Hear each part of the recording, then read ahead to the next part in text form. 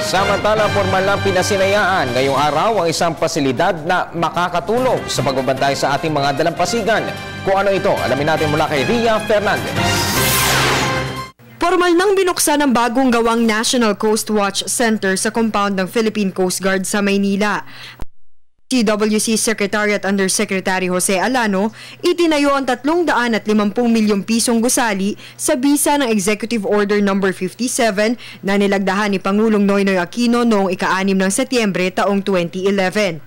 Layo nitong mas mabantayang maigi ang mga nasasakupang karagatan ng Pilipinas sa pamamagitan ng pagsusubaybay at pagbibigay impormasyon sa mga kaagapay na ahensya ukol sa kasalukuyang sitwasyon sa mga baybayin.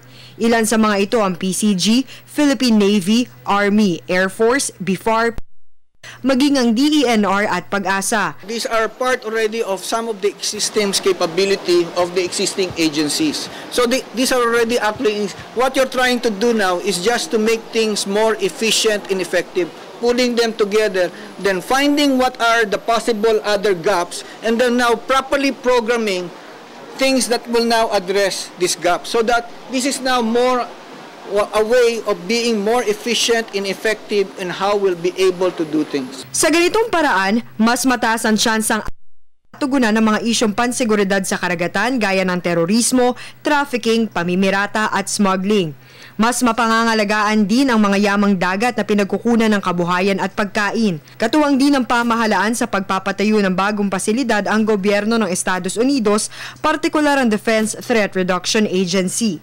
Ang Amerika ang nagbigay ng 310 milyong pisong dagdag sa 40 milyong pisong pondo ng pamahalaan para sa konstruksyon. Ito rin ang nagbigay ng mga gamit para sa maigting na maritime surveillance. Ayon Ambassador to the Philippines Philip Goldberg, mas patitibayin ng proyekto ang magandang ugnayang panseguridad ng Amerika at Pilipinas. President Obama's visit to Manila last year, he and President Aquino reaffirmed an important commitment. And that commitment is the alliance that exists between our two countries. And this center is a testament not only to that commitment and our enduring alliance, but also to our deep historic and cultural ties and our shared